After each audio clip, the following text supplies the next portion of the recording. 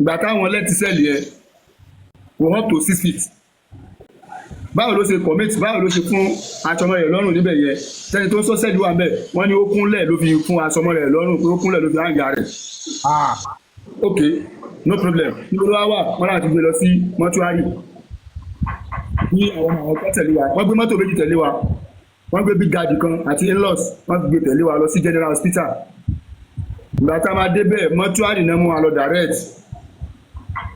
Mo ti bá bro mi tó ti tẹ́lẹ̀ sí mọ́túárì tó ti kú síbẹ̀. Àwọn bọ́dà wa tí wọ́n bá wa níbẹ̀ ìtẹ̀ báyìí níbi láti ẹ̀ báyìí wọ́n ti là á, wọ́n ti rán padà.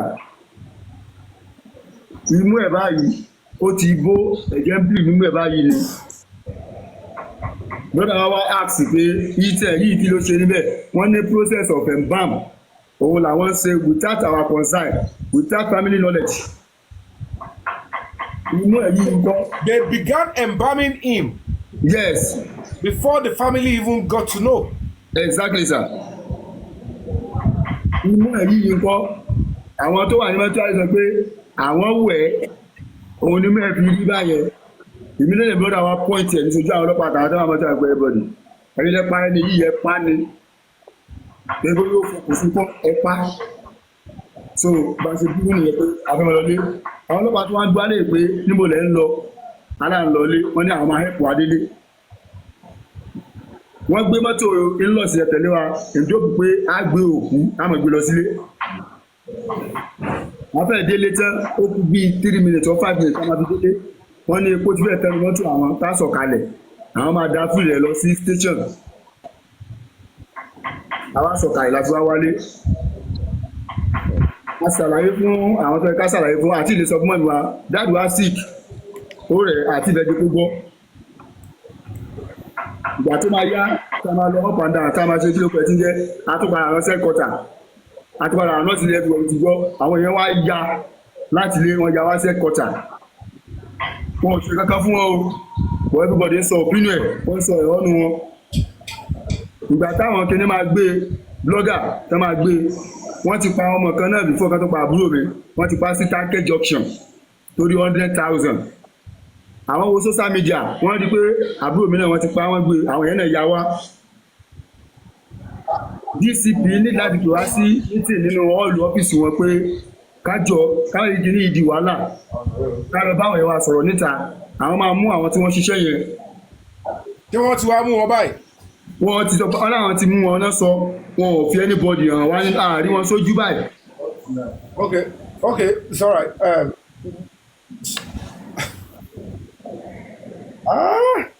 Wọn ò release fóònù ẹ̀, wọn ò release ATM ẹ̀, wọn ò release owó tó ń gbà lọ́wọ́ ẹ̀, wọn ò release aṣọ ẹ̀. Okay, let me start by asking you. Okay, sir. Kí ni nǹkan tí ẹ fẹ́ gangan báyìí? God bless you, sir. We need justice very fast. True justice. I need the justice. A ní agbára kankan lẹ́yìn ẹ̀yìn yìí náà lẹ́dí assist wa. A nígbà rárá. We are begging Nigeria to help us. I need the justice. Ẹjọ́ tó lọ́wọ́ torí wọ́n ṣe kínní yìí. A rí pé wọ́n fẹ́ fi ọwọ́ ọlá yẹn, wọ́n fẹ́ lo authority yẹn, wọ́n fẹ́ fi gbá mọ́lẹ̀. Níbo ni òkú ọmọ yẹn wà? Yes, sir. Níbo ló kọ́ ọmọ yẹn wà? Àti òkú ẹ̀ àti lọ bẹ́rì ẹ̀. Àti lọ bẹ́rì ẹ̀. Why? Ọjọ́ Friday lọ lọ sí autopsy. Ẹ ti ṣe. Yes, mo wà ń bẹ̀. Good. That has been done. Ìgbà tẹ́ parí autopsy tán immediately ẹni tí IG yàn wá kó wá máa fight case yẹn. Òun náà mú ẹnìkan ní CID office ó jẹ́ bí secretary. Mo fi Ọlọ́run ọba àlàyé búra àwa mẹ́fà ní family tí a wà ń bẹ̀ bòmí mo dúró tì wọ́n nínú hospital àti doctor àti everybody àwọn MBA àwọn náà wà ń bẹ̀ bọ̀ MBA ò rí bí wá ìgbà tí wọ́n sọ pé ẹni tí wọ́n ní kó fight case ẹ̀ pé wọ́n trust ẹ̀ èmi wà ń bẹ̀. As we speak now. Yes. Those officers that arrested àbúrò yín that arrested your brother. Yes. Don't know their names. They have not been no ordinary room trial. They have not been charged.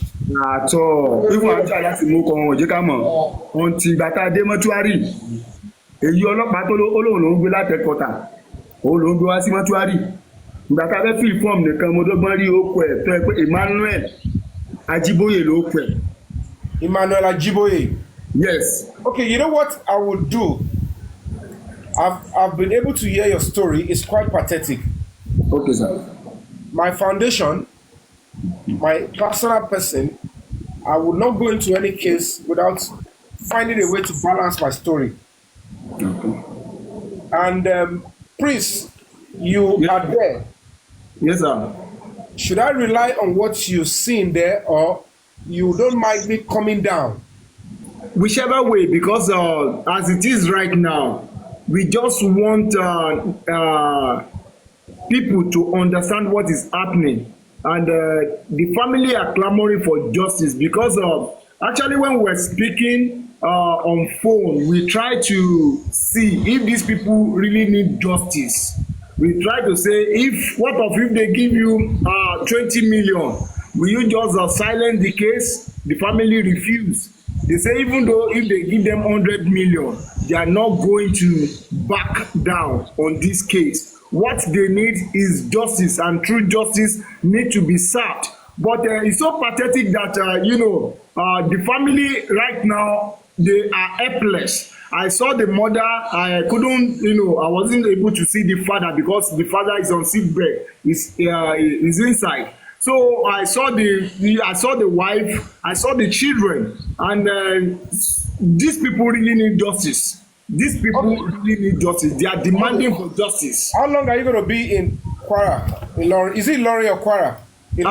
I just prepare for a night. You prepare for a night? I prepare for a night. Because if I'm going to come there, if I say I'm going to come tomorrow, I don't know if I'm going to be meeting the commissioner of police, but I might try. That we'll discuss that offline. Okay.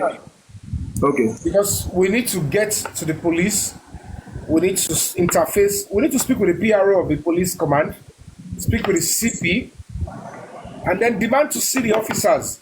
It is when they deny us those things, then we can know the next step. But I want us to have it at the back of our mind.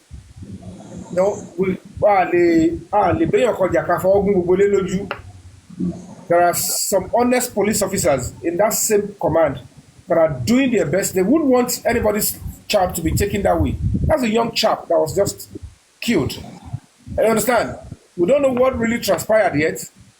All those stories, I want to believe it's still our own version here. When we get there, they should be able to reestablish that to us, and they will ask them to make it make sense to us. Do you understand? So, Tabarikpe, there is no step on those that took this guy's life. That is when we will be thinking about the next action. Okay. So they should be willing to kill as much as they can. So, that is what they do at the command. They should be ready. You understand? But if they are a honest police command, when we get there, they should be able to tell us these are the culprits. Because the Nigerian police force will always tell us that we are doing our best to sanitize the force. And there are so many bad eggs. Because through offense, through NEC, I see no reason why within 24 hours he will be dead. Or Jemilo. How? Is the police station now a kidnapper's den, a ritual? Because so you think you're big, but all of you are ritual. Are you what I'm saying? So it's not adding up. I don't want to see the basis for the reason for any police officer to even torture. This guy has got money in his pocket. Oh, what do I know? Phones and call. One release rich watch. One release bata chokoto. ATM, 2 ATM. One release. I know. So it could even be. Or maybe because I don't know what is happening, I don't want to preempt. Yeah, yes sir. Let me put this up. Immediately we finish with autopsy, the policeman need to call the family in that same particular hospital wípé ká jọ ká ṣàánú àwọn o, àwọn táwọn jọlọ́pàá ká ṣàánú àwọn torí mọ̀lẹ́bí kan ní gbogbo àwọn, ká jọ ká bójú àánú àwọn pé because justice is already upon, please ká ṣàánú àwọn. Ọ̀gá tó wá jẹ́ homicide, his name is Emmanuel, homicide, ó wá ń sọ ó nítorí pé before kí ayé tó wà lòun ti mọ kéèsì pé kápẹ́ hand over lóun lọ́wọ́ ni ìdí ó létí táwọn máa ṣe ni pé àwọn máa wá bẹ̀bẹ̀ wípé àwọn ti ṣẹ̀ ọmọ àwọn wá ṣèṣì kú sí custody àwọn. No, it was investigated. Because we as a society, we are not just going to fold our hands and allow people to go into police station under investigation and they come out dead. Why? What will be the basis? Because it is the swore. Even if anybody in their custody under investigation need medical attention, it is their duty to ensure he or she gets medical assistance as quickly as possible.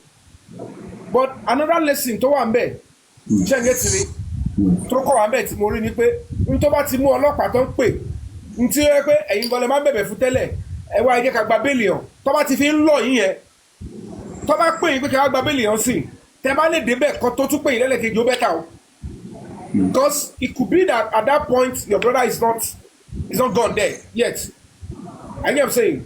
They just want to hand over him to you that maybe you would have saved. It's like, but I'm not blaming you guys.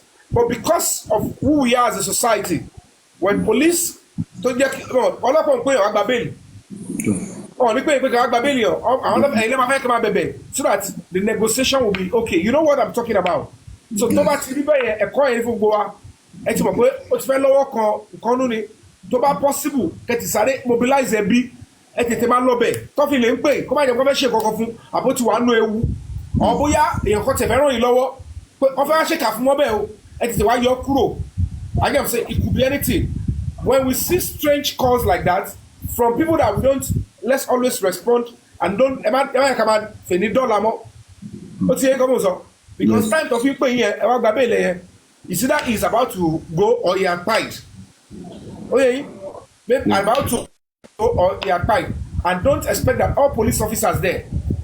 Now I want Shima to hear I will first support you and they are not ready to support it. But we'll continue to do our best. So we'll talk behind. If I'm going to be coming down, I'm willing to help. You understand? Because it's best to come there, see firsthand, and see that you or family get justice. We don't have to be violent. Don't try to make us look stupid. But I would support you and your family all through. Like I'm saying, trust me on that. Timothy boy, I'm not going to be sleeping because some of me, Timothy were traumatized already.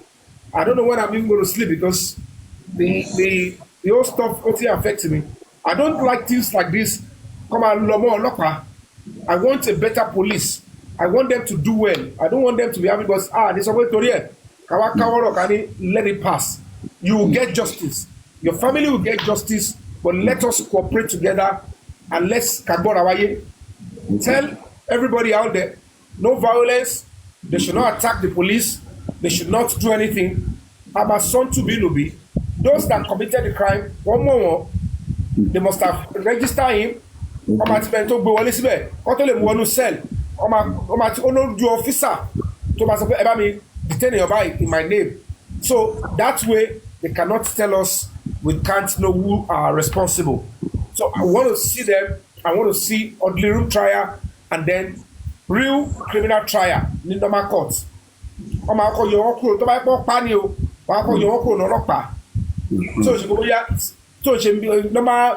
you know what I'm trying to say? Normal police mistake in the course of arrest you. Mistake ṣubú àbí yàn kan fẹ́ ṣá ọlọ́pàá wá yìnbọn orí àwọn yẹn tó bá rí pé okay self defence ni ó ṣe bọ́ ẹni tó ti wà ní custody wọn tó ti wà ní cell báwo ló ṣe kú gbogbo yẹn let's get to hear and let's hear the own side ó ti yẹn but they will pay and your family will get justice kò sí pàmò àbúmọ́ we will get there and then we will let the world know so worry. Okay, sir. Thank you, sir. Please tell your mom there's someone who come for Kabale.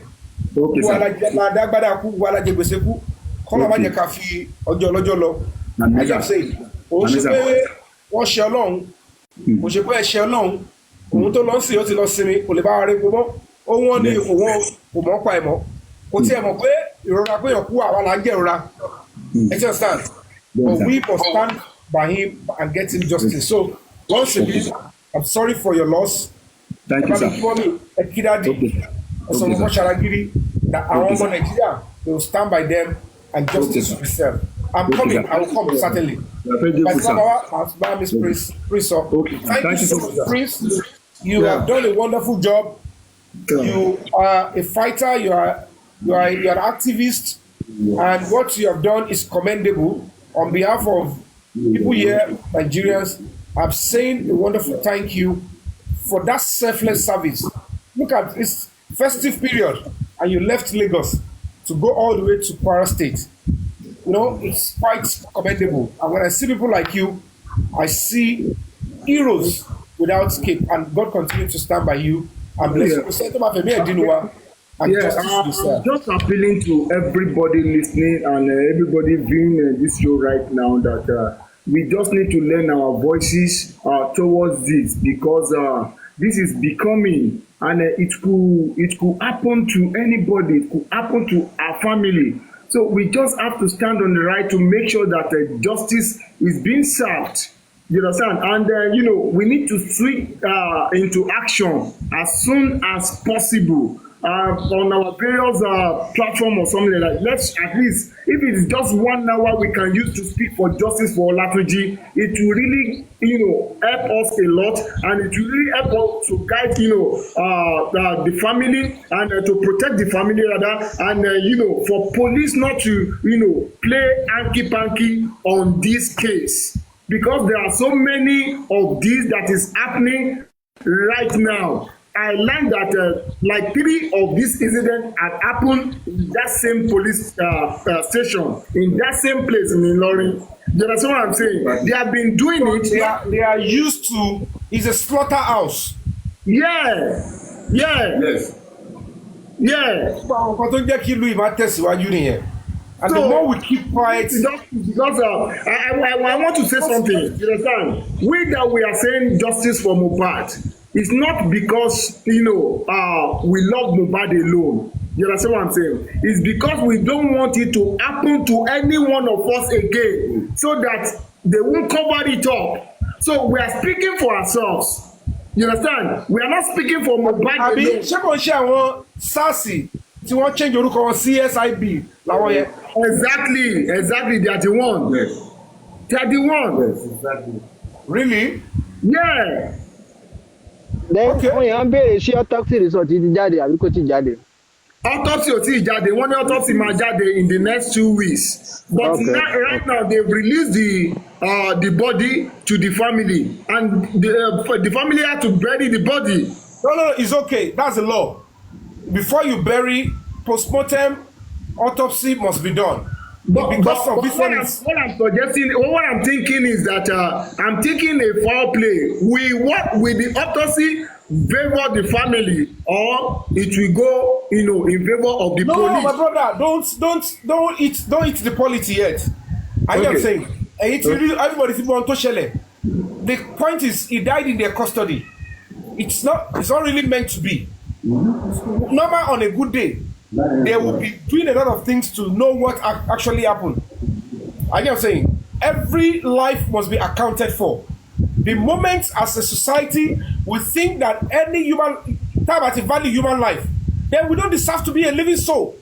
So not even in a police custody that somebody will pay and it won't be accounted for.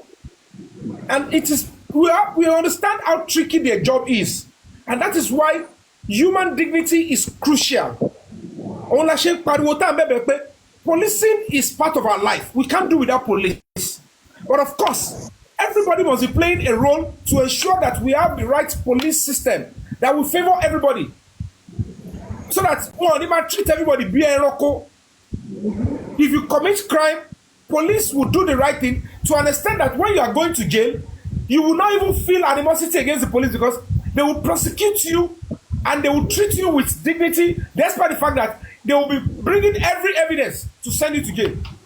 When the sentence is being delivered, you will not be looking at the police and saying, you did bad to me. No, I'm doing my job. And I didn't mess up with your self-dignity. So, in this case, police, they would account. And when we get there, let the autopsy come out, the result will come out. Tell me about results. Oh, go to log ballet. Up and doing.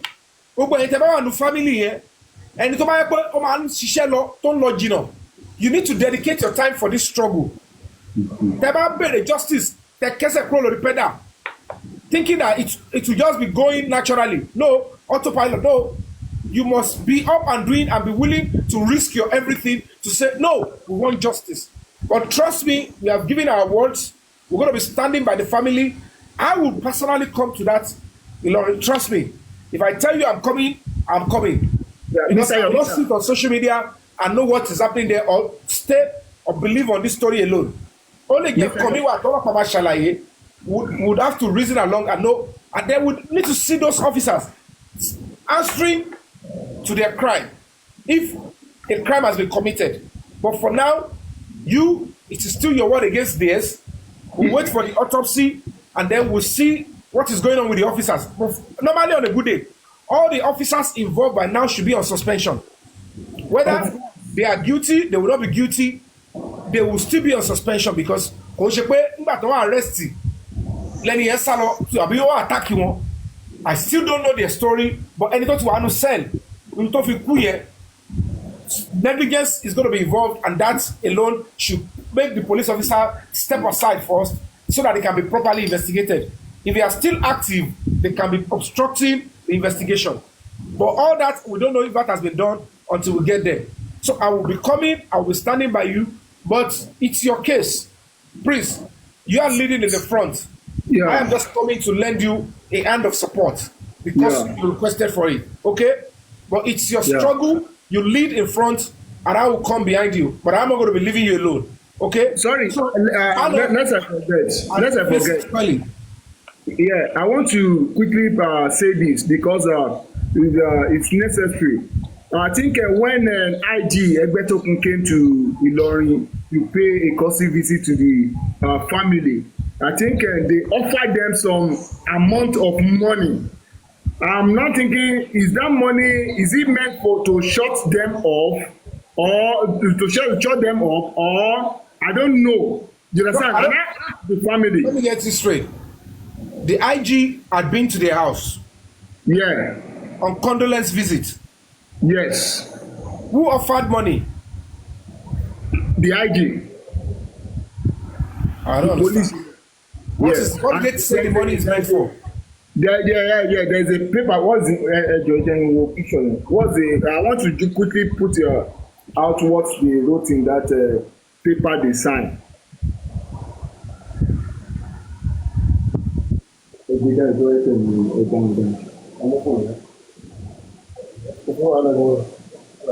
the IG is involved, the case should have been transferred to Abuja by now. They never transferred the case to Abuja. Their boss in Ilorin said he wanted to undo the case. That shows that they want to, play some game. I don't know. They say appreciation for visit.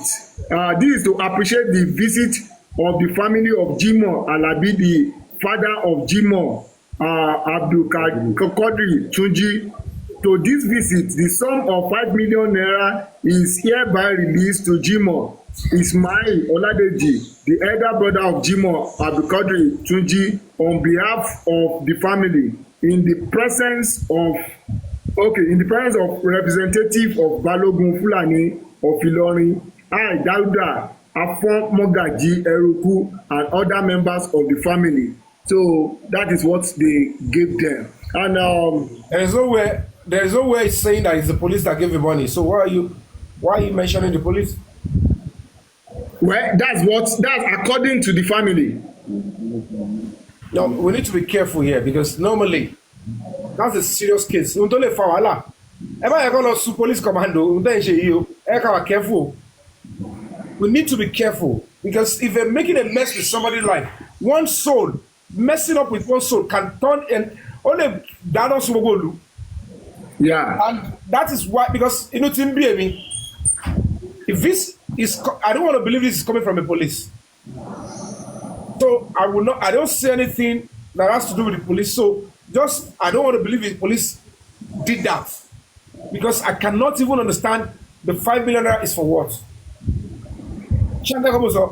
Yeah. So I don't know who is sending the $5 million. Is it on the letterhead? No, just type, not on the paper. Just turn the paper and take it away. Yeah. Turn the Yeah. paper to me. Yeah, and I got to know that it seems they beg them that this thing should not come to public. Oh, where is the Yeah. 5 million? I think it's with the brother. Why did they collect it? I don't know. Oh, Oṣù Omisa. alagba. Yes, sir. Owó kí lẹ gbà yẹn. Yes, sir. That homicide OC tó wà ní child case yẹn, ó wá sílé wa ní ìrọ̀lẹ́. Ó wá ní òun ṣẹlẹ̀ fún IG pé bó ṣe wá sílé wa, òun meet àwọn èèyàn gidi gan. Wípé even àwọn èèyàn tó wà ń bẹ̀ yẹn, wọ́n ṣà ń jẹ nǹkan. Bó ṣe pure water, wọ́n mu. Wípé ó yẹ kí IG ní kankan tó kọ́ máa fún wọn. No, Àti my pé àwọn brother, èèyàn. no. What I'm reading, don't kajade here, given to the family collected or you collected. Are you the brother? The orúkọ yín ló dá sínú kíní àbí? Kí lẹ sọ́dọ̀? Sorúkọ yín ló wà nù ọ̀kọ́ tó kọ yẹn pé ẹ̀yin lẹ gba owó yẹn. Yes, yes. Nothing sọ pé in the presence there is a witness there to confirm that that money was given to you. Wọ́n sọ pé owó yẹn pé kì í ṣe pé àwọn fún wa ọ̀kan bẹ́ẹ̀rì kéèsì o. Wọ́n ní fọ̀ọ̀dì nǹkan tí àwọn rí ìgbà tí àwọn wá pé owó là ń ná. Nǹkan tí wọ́n sọ pé sà. Oh, my brother. Yes, sir. The only thing you can do now, Okay, sir. there is any dignity left. Nobody can get justice. So, if you are Okay. holding that money, I cannot come in to fight for any justice again. Okay. I'm being honest with you. But if your family need that money, because I thought about something, eventually you might not get money, but you might get justice. Okay. Because justice is that whoever decided to take the life of your brother without the express order of a judge or to commit offense, any year or routine, or call mo le gba ẹ̀mí bó bá ṣe wù mí, kò dẹ̀ sẹ́ni tó fi gbá ìfàyè. So owó kọ́ lè máa wá ń gbà yẹn ni pé ìwọ tó ṣerú nǹkan yìí tó rò tàwọn ẹbí wa tó rò bóyá ọmọ yìí ní ẹbí òun bóyá òun ní breadwinner bóyá ó ní ọjọ́ ọ̀la bóyá ó ní dream ó dẹ̀ kò gbẹ̀mí ẹ̀ àwọn afẹ́kọ̀ọ́ náà kò fojú ba lé ẹjọ́ kò jẹ̀yà kó tó jẹ kò sọ̀rọ̀ owó mẹ́ even if the order quickly yes for compensation most family will not go for the compensation but in this case tẹ́ bá dirú owó yẹn mú sọ́wọ́ ẹ kọ̀ máa jẹ́ kí irú èmi máa lọ́wọ́ because at the end of the day kò sí mo fẹ́ dérú bẹ̀yẹn ọmọ ti sọ fún pé Mr. Yomi báyìí báyìí wọ́n ti gbà owó lọ́wọ́ àwọn ìṣèbá kan ọmọ kan tó ṣẹlẹ̀ wọ́n máa rí ìrì pé bóyá olú ẹ̀ kọ́ fẹ́ ṣàyà gbangba ni pé ẹbí yẹn ò béèrè olú ẹ̀ ló fẹ́ sáré máa ṣe I want to do justice I want to do kini ọ̀ ní mọ̀ yàtọ̀ ṣe ti understand kọ́mọ̀ sọ irú owó yẹn ó lè má yí ẹ̀yìn but owó mẹ́nu wọn ló ń pè tẹ́ bá ti gbà tẹ́ bá ti nọ́mbẹ̀ owó ẹ̀mí àbúrò yín lẹ ti gbà yẹn. Tọ́ọ̀chì ẹ̀sà. Ẹ ti gbà bóyá ẹ̀yin ronú sí bẹ́ẹ̀ pé so what sorry, I would say is this two things are you with me I understand the situation tẹ wà you might not know the meaning ẹ lè wé àpọ́nlé ni ó lè jẹ́ bẹ̀rù ló jẹ́ kẹ́ gbà but if this decision about the money ẹ pè àwọn family tó kù ẹ sọ fáwọn pé it's okay tẹ bá wò pé ẹ fẹ́ gbà fọlọ́run I am saying ẹ fẹ́ gbà fọlọ́run owó yẹn ẹ fẹ́ fi sí ẹ fẹ́ bóyá lọ́mọ ní o ẹ fẹ́ fi whatever you might not necessarily you can come in but a way tá ma fi come in kò ní jẹ́ pé nǹkan tá ma mú lé pé we want to probably and it's quite unfortunate kò sí ìgbà tá a fẹ́ ṣe má parọ́ because you still be seeing those guys walking on your street holding guns and going after other people's life torí owó tẹ gbà yẹn because wọn ò ní rí pé nǹkan táwọn ṣe wrong. We don't know, maybe they are coming for the next person very close to you. látàrí owó tẹ gbà yẹn because tó bá ti gba owó yẹn wọn lè rí wọn yọ kúrò nu case and àwọn yẹn náà lè rí pé kọ́tà wọn ṣe wrong ẹ wo ọlọ́pàá tó Mr. Yomi Mr. Yomi sorry ẹ jọ̀ọ́ ẹ má bínú ṣe rí ẹ jẹ́ sọ ọkọ fún yín nípa Ìlọrin ṣe rí irú nǹkan báyìí kò ẹ̀ṣẹ̀ máa ṣẹlẹ̀ èyí tó wà yìí Ọlọ́run kan fẹ́ expose wọn ni and let me just tell you the truth I was born ní Ìlọrin mo mọ everything kò síbi tí mi ò mọ̀ nílùú yẹn ṣe understand sin kò ṣẹ̀ṣẹ̀ máa ṣẹlẹ̀ ńlọrin bẹ́ẹ̀ yẹn so nǹkan tí màá kàn sọ fún wọn ni thank God pé sọ fún Mr. Yomi ẹ sọ fún everybody ẹ pariwo jáde lọ different platform ẹ pariwo jáde ẹ pariwo Mr. Yomi náà máa support yín kò ṣẹ̀ṣẹ̀ máa ṣẹlẹ̀ ńlọrin mo mọ ohun Ìlọrin mo pé mo mọ everything tó ṣẹlẹ̀ ńbẹ̀ ẹ dárúkọ ẹni lungu tí mi ò mọ̀ kò sí nílọrin ṣe understand sí mo mọ gbogbo wọn ṣẹlẹ̀ ńlọrin Mr. Yomi kò ṣe máa ṣẹlẹ̀ wọ́n máa ń fi ọwọ́ lé wọ́n máa fi ń ṣe gbogbo nǹkan bẹ́ẹ̀ yẹn ni wọ́n máa pa anybody dànù wọ́n fọwọ́ lé ṣe ni ẹ gbàgbé bóyá ṣẹlẹ̀ ẹni tó bá ní ìṣù lọrin tí ó bá yẹ tẹ̀sà wọ́n máa pàdánù kò sí nǹkan tó máa ṣẹlẹ̀ kò sẹ́nìtì tó máa ṣẹlẹ̀ wọ́n fọwọ́ ilé ìtọ́ wọ́n fọwọ́ ilé ìtọ́ that's the end nílọrin so nǹkan mọ̀ fẹ́ sọ fún yín yẹn ẹ ti bá Mr. Yomi sọ̀rọ̀ Ọlọ́run lágbára Ọlọ́run á ràn wọ́n lọ́wọ́ láti help yín ẹ tag àwọn ẹgbẹ́ gbogbo everybody ẹ lọ bá bẹ̀rẹ̀kẹ̀tẹ̀ ẹ lọ bá everybody ẹ fàájà fún wọn. Minas thank you so much ohun tí màá kọ́ sọ kẹ́ ṣe kẹ́ tó drag àwọn èèyàn sínú kéèsì. and irú owó tẹ̀sí gbà yẹn náà ẹ ṣe gbà yẹn náà ẹ kó o gbẹ́ bí ti evidence kí ló wọ́n fún yín lówó fún kí lówó yẹn ní mínì fún kí lówó yẹn ní mínì fún. find a way to first and foremost ẹ kọ́kọ́ return owó yẹn. Okay, sir. It is not properly defined. Okay, sir. And if there is any meaning that will be attached to that money, it is owó ẹgbà ẹ̀dákẹ́ remain silent forever. Mr. Yomi. Wọ́n ẹ̀mí àbúrò ilẹ̀ gbà yẹn o. Mr. Yomi, me think about something. Kẹ́rí owó yẹn náà dẹ́bi ṣe yẹn, wọ́n bẹ́ẹ̀ fi kẹ́sùn sara wọn lẹ́sẹ̀ ni. Kẹ́rí owó yẹn, àtúntà padà kò lè easy. Ẹ jẹ́ kí wọ́n fowó yẹn lẹ̀ lákàntì yẹn. Kẹ́yìn dẹ́ bẹ̀rẹ̀ investigation. Àkáǹtì kọ́ káàṣì lọ gbé wá bí. Ok, káàṣì ni ẹ jẹ́ kó wà níbi tó wà jẹ́jẹ́ kí kèsì dẹ́ bẹ̀rẹ̀. wọ́n sẹ́sẹ́ àkáǹtì ni. Ẹ jẹ́ kó wà níbẹ̀ ẹ má fọwọ́ kan o ẹ má fọwọ́ kan owó yẹn. Ta ló sẹ́ndì ẹ̀?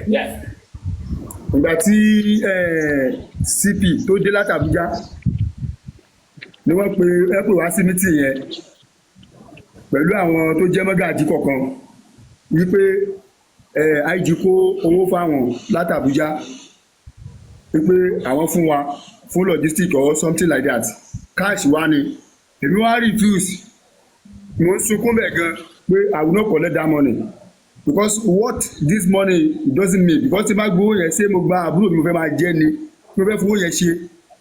And you are sure the IG is involved? Bílẹ̀ sà. Ẹ sure pé IG lórí kọ́? Ṣé wọ́n ti fún wọn ní lẹ́tà Mr. Yomi? Ẹ rí lẹ́tà yẹn ní kẹ́yìn kẹ́kẹ́ láti. Oríṣiríṣi wọ́n pe kíní kan ní rìjímà nílọrin oríṣiríṣi ló wà ń bẹ̀ wọ́n ti lo ọwọ́ ẹ̀yìn fún wọn kàn mọ̀ ni wọ́n kàn parọ́ fún pé IG you understand sí wọ́n ti brainwash wọn. Ṣẹ́yìn lẹ bèrè o ṣé ọkọ bèrè wo nu family yín? Wọ́n béèrè náà wọ́n dìde o. Àwọn ẹgbẹ́ ni wọ́n bá wa nobody tó béèrè owó sí. Evidence yẹn na Mr. Yomi document tó ń lò pépà yẹn ní kẹgbẹ́. Àwọn ẹni láti fọ́ọ̀sì pé Balógun pè mí mò ń sọ pé ṣé ní òwòrì pé tán bá pa wọn. pépà yẹn ní kẹgbẹ́ tí pépà yẹn ẹgẹ́ ti pépà yẹn ara àwọn evidence náà ní Mr. Yomi ẹ kalẹ́. àwọn nǹkan tó máa mú kéèsì sọ̀rọ̀ nìyẹn. I have something to say. Ẹjọ́ sà ẹ má bínú ẹjọ́ abayíndárò ẹni tó kú Ọlọ́run ní jẹ́ kí irú ẹ̀ ṣẹlẹ̀ ní sàkàníyàn àti gbogbo àwọn tá à ń sọ̀rọ̀ ṣe rí ọ̀rọ̀ yìí kò kí ń ṣe nǹkan tí wọ́n ṣẹ̀ṣẹ̀ máa ṣe ṣọ̀rọ̀ mi yé yín àwọn díẹ̀díẹ̀ ló ń tú síta ni. Number 1 ni wípé wọ́n tàn yín gba owó yìí ni ṣùgbọ́n mo fẹ́ béèrè wípé are you sure pé 5 million gan-an ni wọ́n fún yín kẹ́ ẹ má kó yín sẹ́rìn. ní tí mò ń sọ ni wípé ẹni tó pè yín gan tó sọ wípé wọ́n kó kan wá ṣe ẹ ṣúọ̀ pé tán kó fún nìyẹn because ẹ kó lákòótán kẹ́ ẹ má bàa wulẹ̀ wọ wàhálà. Sure CP gẹ́gẹ́ ló pè wá. Okay ìyẹn bẹ́ẹ̀ yẹn. Number 2 ni wípé I will be blunt with you there is risk involved now ẹ ti bọ́ sàgbáyé owó dẹ̀ ti wà involved. Mr. Yomi, how do you go about this? wọ́n mọ bí àwọn every case yìí wà lórí everywhere everybody mọ case yìí èmi náà gbọ́ ní some days ago so kò sẹ́ni tí ò mọ case yìí pẹ̀lú bí nǹkan ṣe rí nsìn tí owó dẹ̀ wà lákàtà yín how do you want to go about it tí ó fi jẹ́ pé ẹ̀ní dá ọ̀ràn lọ́nà méjì òótọ́ ọ̀rọ̀ ni mò ń sọ̀rọ̀ bọ́rọ̀ ṣe rí ni o. àti kò sí tó kọ́ no ẹ̀yin kọ́ mi ò lè dáràn the point is ẹ̀yin kọ́ Mr. Yomi ẹ̀yin kọ́ ni mò ń sọ I'm talking about the family. Yeah. Prince Labi Prince ìgbà wo náà gbé owó yẹn wá ọjọ́ wo ni wọ́n sọ owó yẹn ọjọ́ Friday. ṣáwọn so fúnra that wọn means sọ sí wọ́n ti gba àkáǹtì owó yẹn ṣé àwọn ṣé ó sọ direct account ti yín ni àbí wọ́n gbé fún yàn kankan tó gbé kó tó dọ́dọ̀ yìí. ó dẹ̀ pé wọ́n kó cash wá ó dẹ̀ kan gbé fún yàn so that. wọ́n ti jọra wọn. so the Prince Labi before ẹjẹ má bínú ẹjẹ Mr. Labi before kẹ́ tó get involved in this case that means owó yẹn ti wà involved wọn sọ fún yín nìyẹn o. Yeah, okay, actually I spoke with them like 5 weeks ago and let them know what to do. That okay, number one, you have to get your own pathology. If they bring the to you, don't No, please don't waste time. Don't please don't waste time. What I'm asking is that before you get involved, they've collected money. Were you being told? ṣáyìn náà ń lè. Phone to ring.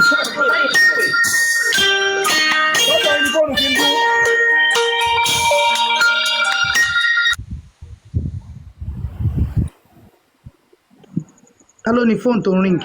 Now, ṣé before kó tó di pé wọ́n ìwà involve wọ́n ti gba owó yẹn, that is what it means o. ẹ ti mute Mr. Prince Labi ẹ ti mute. mo ti wà involved kó tó di pé wọ́n gbowó yẹn wá but I have not got it to them. Ẹ̀bọ̀ ìgbà tẹ́ jáde ẹ dúró ìgbà tẹ́ jáde láàárọ̀ àná tá fẹ́ bẹ̀rẹ̀ kéèsì yìí we said it on that platform pé ẹ tètè lọ bẹ̀rẹ̀ kó má di pé wọ́n lọ fowó bá wọn sọ̀rọ̀. Yeah, we spoke Is that not what we yesterday. said? We spoke here today. They didn't tell Yes. me that they collected money. They didn't tell me that they collected money. So then. that's what I'm saying. That is what I'm saying, that you have not been heard that they collected money. Yeah, I won't take, but because as at yesterday when we spoke this thing and we make the move that you should stand up this morning, that means you've not heard that they've collected money. ṣé wọn tó bá ṣẹlẹ̀ ṣé ń gbọ́dọ̀ mi alàgbà Prince ṣé ń gbọ́ mi ẹni tí wọ́n fi àkáǹtì ẹ̀ send owó yẹn sí yẹn ṣe monitor. ó gbogbo ẹ̀ wá. ṣé yìí monitor personally. mi ò mọ̀. mọ ẹni tó send owó yẹn. Yes, sir. Okay, but inú ọ́fíìsì commissioner ló ti kọ́kọ́ gbé owó yẹn fún yín cash. Yes. ohun tẹ́ máa ṣe very important. Okay. The family will first and foremost return that money. Okay, sir. If there is a way for me to get to Lauren tomorrow, okay, sir. I can. Ẹgbẹ́ owó yẹn cash. Okay, sir. We'll draft a letter and then you return the money. Okay. Sir, we appreciate your support with this cash, but unfortunately, Nigerians and your family ask that the money should be returned because you don't need it. Whoever took your brother's life, and you want those people to face the wrath of the law. Okay. Yes. So, and get ready. Maybe before you finish up, I don't know if you're going to get that kind of a cash. I might have, show up in a lorry to stand by you and meet with the CP and tell them that we're not making it public, but the dignity of this family is very important. Fight with justice because and I still will not want to believe that the IG or the CP is involved. No, it's not a crime.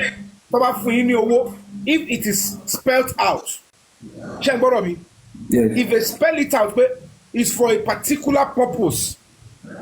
tó bá ti jẹ́ pé administrative purpose ni it's understandable maybe lówó tẹ́ máa fi sí òkú àbí lówó tẹ́ máa you understand what I'm trying to say because àwọn náà ọ̀dọ̀ wọn ló kú sí naturally they are meant to incur some expenses torí tó bá tiẹ̀ padà lọ court on a civil level because eléyìí tá à ń ṣe ẹ̀yìn máa lọ court lè gbé Nigerian police kọ́ sọ wọ́n sẹ́wọ̀n so you can still go to court and they will for taking the life of your brother mẹ́yẹn ó pè kó jẹ́ pé ilé ẹjọ́ ló máa dá irú ẹjọ́ yẹn pé kó sanwó ìtọ̀nà. Mr. Yomi ìyẹn ṣì wà reasonable. Mr. Yomi. àwọn ń try láti ṣe ọ́ lè jẹ́ ó ń ṣe the same thing o so ẹ sọ pé ẹ ṣì di owó yẹn mú bá ṣe gbà yẹn ìlú ní pé bá ṣe gbà ò lọ dáadáa tẹ́ bá lọ court we will always get a lawyer that will go on pro bono Thomas we are going to go to court with them tó bá fẹ́ settle out of court ó máa jẹ́ àdéhùn a fẹ́ settle out of court ìyẹn ló máa jẹ́ pé kò ṣòwò ẹ̀mí yẹn lẹ́gbà I ti understand it is the judgment of the court ìyẹn ló jẹ́ pé ìlú court ń represent ìlú ni ló máa pàṣẹ yẹn fún wọn bọ́bẹ́ ṣe gbà lẹ́yìn bẹ́ẹ̀ gbà owó yẹn tàbá tó wà lọ fight for justice ó máa àádẹ́rẹ́ pé àwa kò fẹ́ ṣe àyànjú náà. Mr. Yomi, let me give you a present situation because I went to the edge of place now. I went to the family house and mo rí wọn tán in a few hours I spent there. Honestly, these people don't have the capacity to pursue this case, and we are just seeking the. Yes. Yeah. Hello. I understand that. I understand. Go on. Yeah, because if you say okay, they should give them back the money, you understand what I'm saying? I'm telling you, they will be incapacitated. You understand what I'm saying? Because they don't have where to run to. That is why I said, okay, I can use my own influence to get in touch with one or two people, in which I've gotten to one or two people on this case as I'm speaking as well. So, and it's not going to be, here alone. That something that will be going underground. That when we have a concrete information, you understand, we will let the public aware. But I'm just seeking the Prince, on that one. That one. Ọlọ́run ló máa ń gbé ìrànlọ́wọ́ dìde. I am saying, if it's going to be on record that this family will return that kind of a money, trust me, only decide láti dá owó yẹn kó fún family yẹn pé kọ́kọ́ gbà. It's about integrity. Mr. Yomi, ṣé rí Ìlọrin tẹ́ ń sọ yẹn, olówó wà ń bẹ, poverty wà ń bẹ, ẹ jẹ́ kí n sọ òdodo ọ̀rọ̀, ẹ jẹ́ kí n sọ òótọ́ fún yín. Ṣé rí wọ́n ti fi ṣe iná yín láàrin àbáwọn ṣe máa ń pe kinní yẹn ó ní wọ́n fi ṣe bọ́n ṣe máa muslims máa sọ̀rọ̀ yẹn wọn ò ní much wàhálà ńlọrin àìmọye àwọn tó ń ti pa bẹ́ẹ̀ yẹn I'm just telling you the truth bọ́n ṣe máa ṣe fún wọn nìyẹn wọ́n kan àwọn ilé kan tún unfortunately pé wọ́n tún rówó fún wọn ni wọ́n ti many people ti lọ bẹ́ẹ̀ yẹn nǹkan tí màá sọ ẹ pariwo sí kódà àìdá ẹ ti gbowó yẹn wà lọ́wọ́ yín o ẹ ti gbowó yẹn o ẹ pariwo wọn sí gbogbo ayé ẹ jẹ́ kí eléyìí jẹ́ ẹ jẹ́ kó ẹ jẹ́ Kwara State ẹ jẹ́ kó ẹ bá ṣì wà lọ́wọ́ wọn kó ṣẹ̀ṣẹ̀ mo understand yín Mr. Yomi mo understand yín thank God kó wọ́n sanwó yẹn sí àkáǹtì mi ẹ gbé gbogbo ẹgbẹ́ lópin yẹn ẹ gbórúkọ ẹni yẹn jáde ẹ gbé gbogbo ayé wọn jáde ẹ pariwo wọn sí gbogbo ayé kí ni ẹ pọ̀ lọ ẹ má jẹ́ tó pọ̀ ní Kwara State tó pọ̀ gan. We spoke to a lawyer and we explained to detail what happened. ẹ gbé anybody He said that ẹ gbé kẹ́ni dark man ẹ pariwo wọn sí gbogbo ayé ẹ sí gbogbo wọn sọ àwọn blogger kan pariwo wọn kán ẹ̀ bùn yín. Okay, the lawyer said that the money doesn't deter lawyer to pursue the case. You understand that it stands as an evidence that okay, definitely these people accepted that they committed the crime. You understand what I'm saying? So definitely, because I have some other recorded voice here with me as well, you understand, that shows that these people, felt guilty of their action. You understand what I'm saying? What you need is evidence of payment. Yes. Returning it back is to preserve self-dignity and things to be done the right way. Kó wá jẹ́ pé court máa order àkókò lọ san 1 million naira owó damages ìyẹn ọ̀tọ̀ but how much lè lẹ́nu ọ̀rọ̀ láti sọ pé wọ́n fẹ́ pursue wípé okay this person and this person should be charged for committing a crime. The lawyer will tell you I want to pursue the case. Lawyer kan ló máa charge the case irú eléyìí sí court. Ọlọ́pàá náà lè charge o. Tí ọlọ́pàá ò bá ti rí necessary legitimate pressure láti charge lè force wọn. Wọ́n máa yín iporo. Pàápàá tó bá ti gbówó fún yín tẹ́tí gbà tẹ́tí gbé sí kọ́nà àbíkọ́. Lawyer kan máa tọ́ gbóyún pé máa lọ court. Civil matter ló lè gbé lọ court. Nobody can charge criminal matter to court except when the police is ready or the attorney general. In this kind of a case, yeah, that's what the lawyer told us. It's easy to face the governor of Kwara State. If we come there and we get to hear them, Abafolo Pale will face the government. It is the governor that will say, oh yeah, now.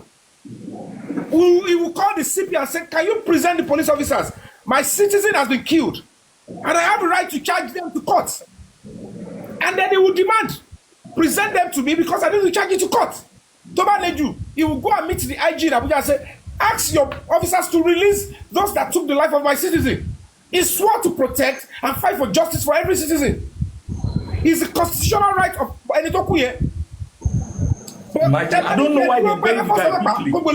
I don't know why they bury him quickly. Torí owó ẹ̀ lọ fi fọ́ gbogbo ẹ̀ kọ́ bẹ́ẹ̀. Nígbà tó ti lè ṣe autopsy, tó ti get the sample, it's okay. Sample náà máa ṣe wọ́n máa ṣe ní University of Ilorin. Àwọn náà wà ń bẹ̀, àwọn náà máa mọ ọmọ nǹkan tó máa ṣe bẹ́ẹ̀, wọ́n ẹ̀ ṣe máa ṣerú ẹ̀. Àmọ́ èyí tó ti ṣe. My brother, I understand your pain. Àmọ́ èyí tó ti lọ ṣe mo mọ nǹkan tí mò ń sọ, àmọ́ èyí tí wọ́n ti ṣe irọ́ náà máa ń ṣe lọ nílẹ̀ ìlú wa. Àwọn kan wà pé my brother, ẹ̀yin ò mọ̀ pé gbogbo kìíní tẹ máa ń rò bọ́ máa yí yẹ nítorí gbogbo yín ò kì í dúró tán ni. Ó ní àwọn ọ̀rọ̀ tó yẹ pé tó bá ti gbé wá fún yín pé ó kàn sùn ló kú, wàhálà máa ṣẹlẹ̀. Hello, Sayomi. I want to speak with Prince Olabi. Okay. Right. Prince Labi, let me just say this thing to you. Okay. The case you are into, you need to be very, very careful. Okay. Are you listening to me? Yeah. Because the reason why I said this is this. I think a lot of things you are not been telling you about this case. Okay. As far as Lauren is concerned, I'm the one typing under the comment section. The Emir of Ilorin is aware about this case. And when the IG came to Ilorin, he spoke with the Emir of Ilorin. So let the family tell you the truth about this case so that they won't throw you under the bus. Ilorin is a one house. Do you understand me? Okay. Ilorin is a one house. So the family know where to go if they really want justice for this boy. So please, let the family tell you the truth and they know where to go. If they mobilize themselves to the Emir Palace and they continue shouting every day, Emir will call on Governor of Ilorin to handle the case very well. Do you understand me? What you can do for them, are you listening to me, Mr. Olabi? I'm speaking to you because you came all the way from Lagos to Ilorin, but you don't know Ilorin very well. Yeah. Ilorin is a one house. And if you listen to the narration of the morning, you know it has to do with because they have compound. The family has a compound and they have a community leader. So nothing is done to that money that the community leader is not aware of it. But it doesn't make if it is wrong, it is wrong. Hold on, Mr. Yomi. Let me talk to Mr. Olabi. So, Mr. Olabi, what you can do for the family, you can continue sharing it on social media. Yeah. You can continue shouting it on social media, like what Mr. Rina was saying is truth. So we can assist them in shouting on social media. That's tell the family to mobilize themselves and move to Emir Palace and continue shouting justice. The Emir will call on the governor and the governor will handle the case. Since the IG came to Ilorin and spoke to the Emir, and Emir said, I'm interested in the case. So the money given to them, they know what they were doing. They were about to settle the case. So please, don't let them throw you under the box. You came out from Lagos, Ilorin is one house. So let them go to the Emir Palace and continue shouting. We will continue to shout for them on social media. Yeah, And that's why I came online, you understand, so that people can get known about the case and see how we can, advocate for the family. See, my brother, Yeah. listen to me. If you want to lead a struggle, you must be willing and ready to face it. Yeah. Are you with me? Yeah. The right thing to do, coming to Ilorin is not my own problem. Okay. O lè gbéra lálẹ́ tí ló bá bí mi. Gbogbo àwọn fear yẹn mi ò ń ráyè gbogbo nǹkan bẹ́ẹ̀ yẹn. Àfi tí body mi still wá ní kí n má lọ ni. But the only thing that will hold me back, the only impediment now is if the family or the entire family or part of the family feels like we want the money, àti gbà fọlọ́run. No, none of them consented to the money. None of them. Now, they are asking you to ask them because tó bá jẹ́ pé àwọn aníṣẹ́wù àbáni sheik yẹn clan family tó yẹ pé nìyẹn ni ó sọ pé sign I was asking you in front of which ọ̀dàrúkọ kìíní kan down kìíní kan lọ́rin. I get what I'm saying. The truth of the matter is this, let me tell you, anywhere in the world people always undermine crisis. Only crisis managers will know that even bẹ́ẹ̀ ṣe wo kéèsì bóyá kéré tó yìí, it can snowball into what you don't expect, especially when a life is lost. Kò sí nǹkan tó ń jẹ́ pé kìíní kan àwọn kìíní. No, one life was lost ní Tunisia. It went and it spread to entire eastern region. Tó fi pa orí Gaddafi dànù. Millions of lives went with it. Ìlú tó jẹ́ kó máa believe pé ẹni tó bá kú kàgbà fọ́lọ́run ni. But because people, they don't take time to understand that it is better we manage this crisis and nip it in the bud. I get what I'm saying. At the end of the day, kò sí bí ilé náà ṣe fẹ́ strong tó tí àbòsí bá ti wà lórí pé kán gbà ẹ̀mí èèyàn kẹfẹ́ fọwọ́ bò tí spirit ẹni yẹn ò bá ti yọ̀ǹda. I get what I'm saying. That kind of a house might break. Torí tó bá jẹ́ pé báyìí sọ pé one house ni tó bá jẹ́ pé ọmọ èèyàn kan lọ́pàá àbọ̀mọ alágbára kan lọ́pàá bẹ́ẹ̀ yẹn, you realize at the end of the day it could be another thing. And if that is the way it is done in that state, is the entire nation going to look and say, okay, on para wọn bẹ́ẹ̀ yẹn tó bá ti para wọn kọ́ bá káwọ́ rọ̀? That is why it is easy for the conservative leader kó wò pé àwọn tó wá láti northern part ó náà wọ̀nyẹn tó yẹ pé wọ́n kàn máa ń gbẹ̀mí èèyàn ṣeré tó máa ń ṣe bákan yẹn kọ́ máa pòun ní Nigerian kọ́ sórí pé ẹ̀mí èèyàn ò fẹ́ jọ wọ́n lójú bẹ́ẹ̀. Do you understand? We have a duty to play. We have a role to play.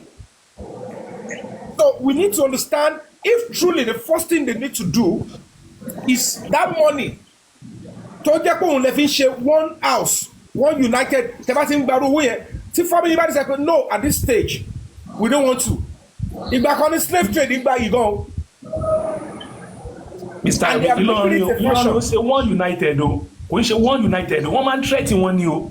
Dandan ló gbọ́dọ̀ ṣe ni o ní mo fi ní kán pariwo jáde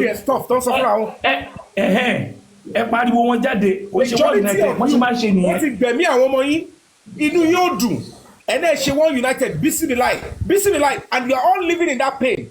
Òun lẹ̀mí èèyàn ò ṣe ní ẹ̀mí àwọn ọmọ yín ò ní jọ wọ́n anybody lójú. If that is what you want to do, then if you are not, that's not Nigeria.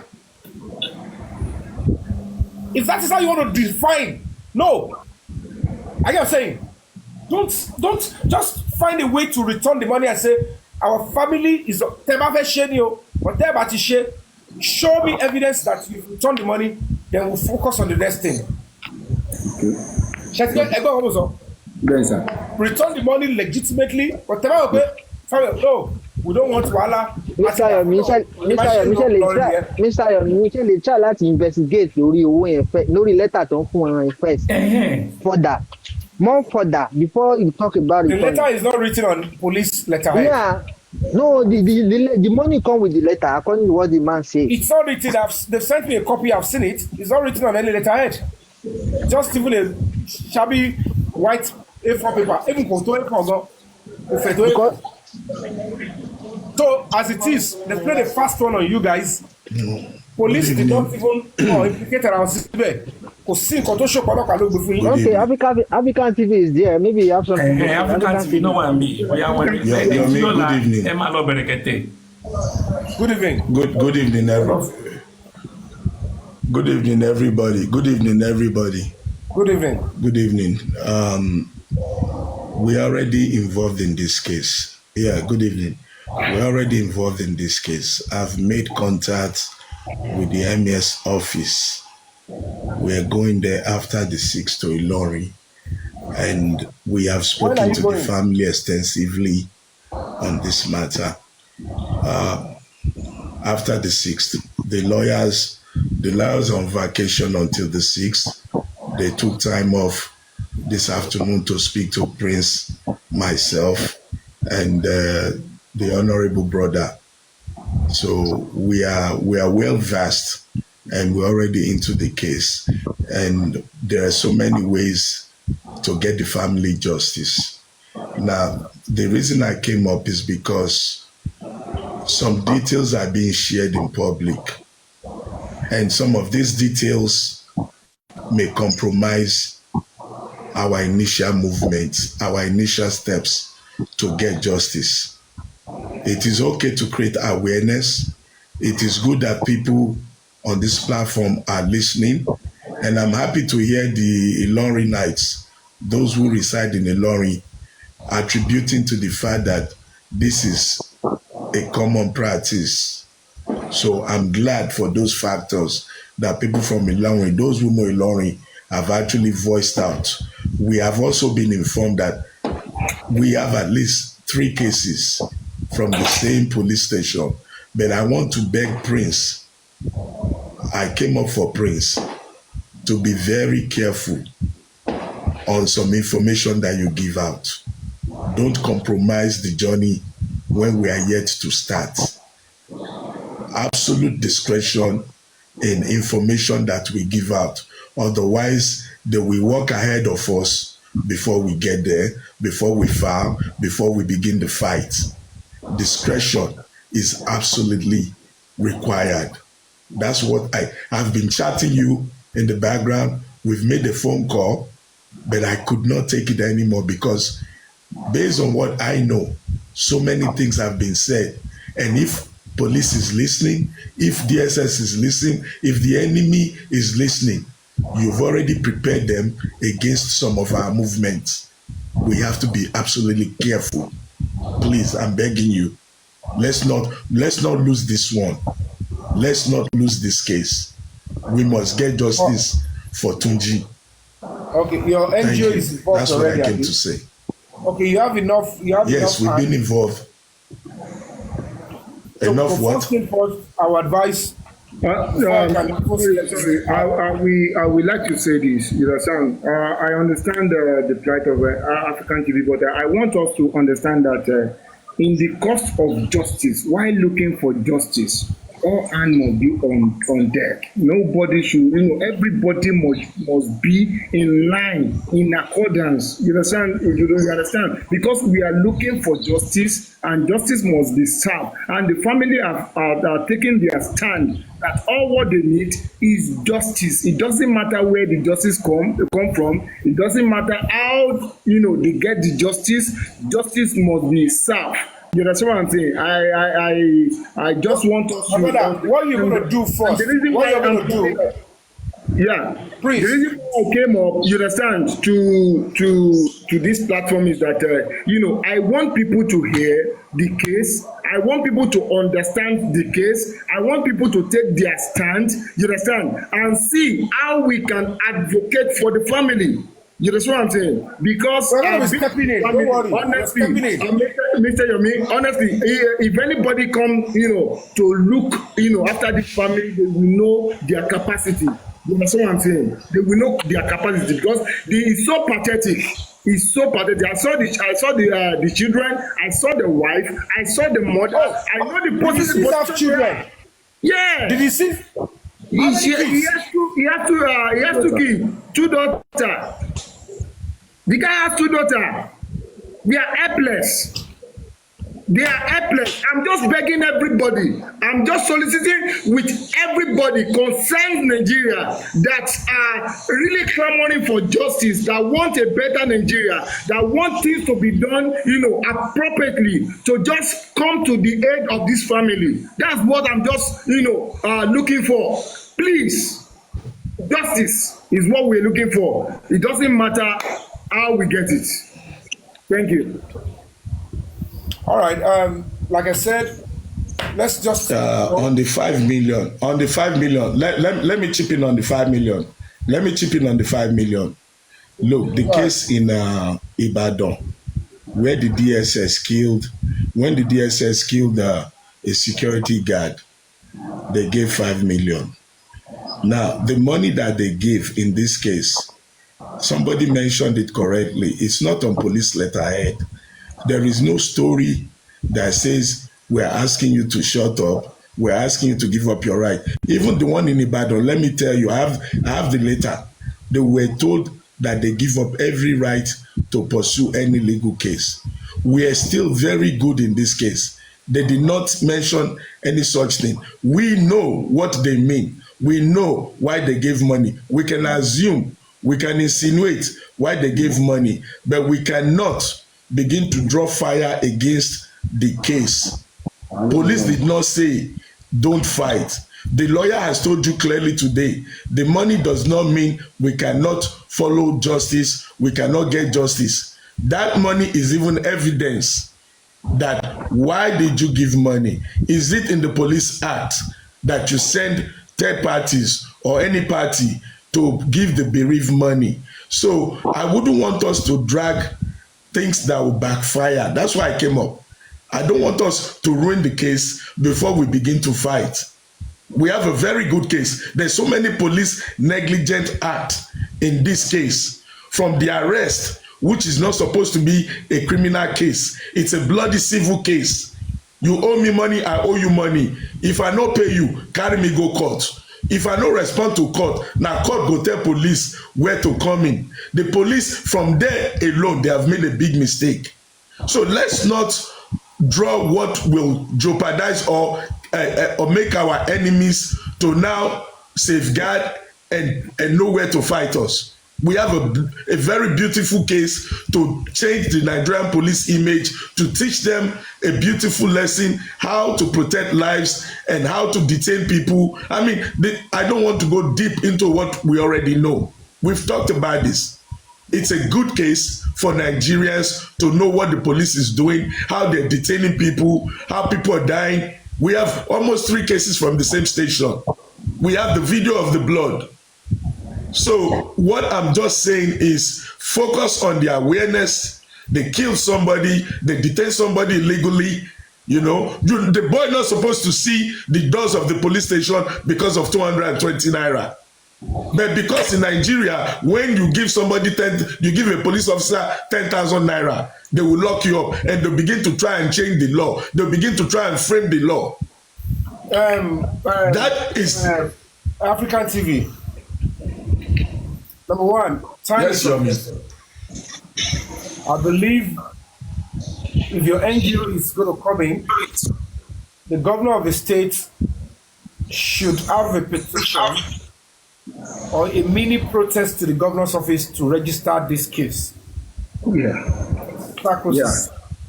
Because as we speak now, the police will continue to say we never offered money. They will not even want you to even involve the name of the IG. They are just mentioning IG's name. The IG did not. That's why they use a third party to deliver the money. They use a third party to deliver the money. They know what they are doing. We know. So in this case, are you with me? The family. I'm with you, brother. Received money unsolicited. They bá receive alátowó lọ́nà tí ó tọ́nú àkáǹtì. You are duty bound to report to the police and say, I don't want this money. I am saying. So what I would say is that if taking it to the police will mean that they will say, how did we give it to you, not us? You can as well take the police might deny this is part of the warning I'm giving. Police might deny police That's why I'm saying that it's not written on police You did not record the CP when he was discussing with you. You have no evidence that they negotiated that with you. But now, as it is, you know the source of the money. One more. I am saying, you saw the stuff letter. What I want is we must conclude that money must go back to either the police or the government. And if the police will not take acceptance, you are duty bound to return that kind of money and say, Mr. Governor, suddenly we start receiving so amount of money, and the family were not accepting it. Tell about the sort of governor. The emir is there, like somebody suggested. To us, it's looking like if anybody is deceiving you, in your heart, your conscience will tell you, don't hold on to it.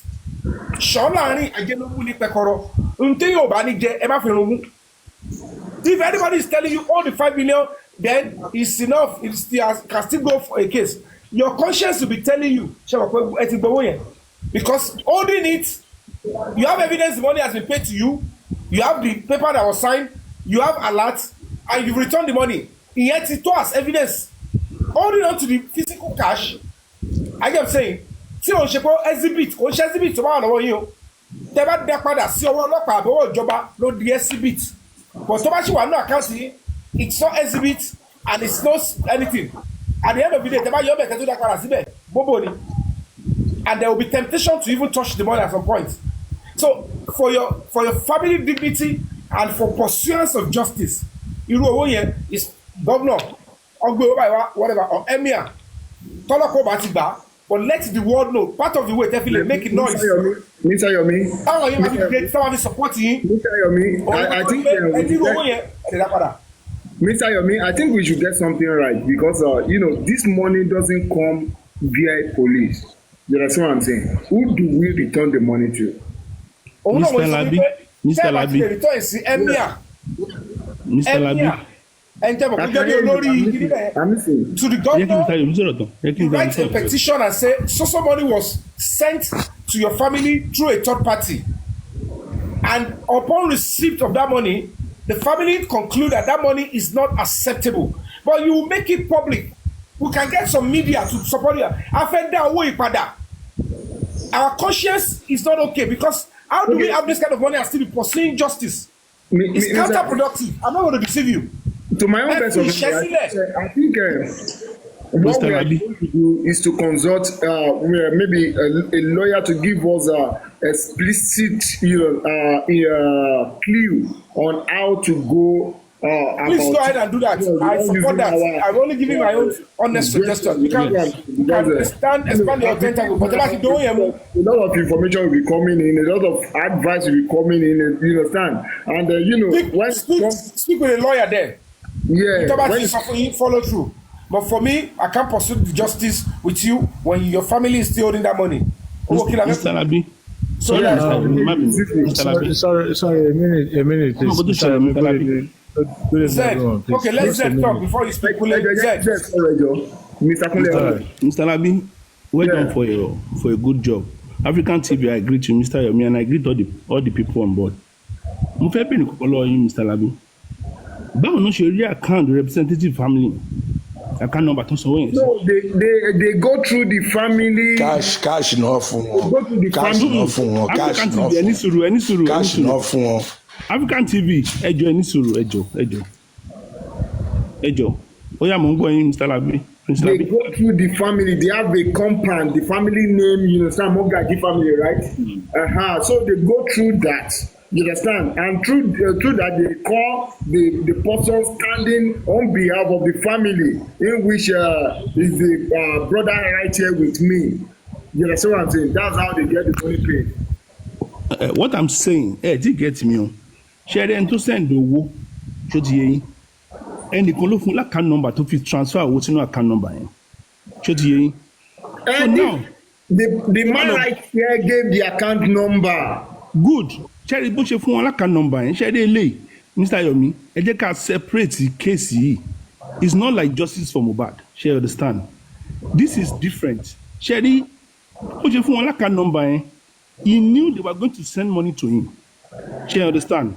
Now, if you didn't give your number to the police will tell you they are not the one that sent that money.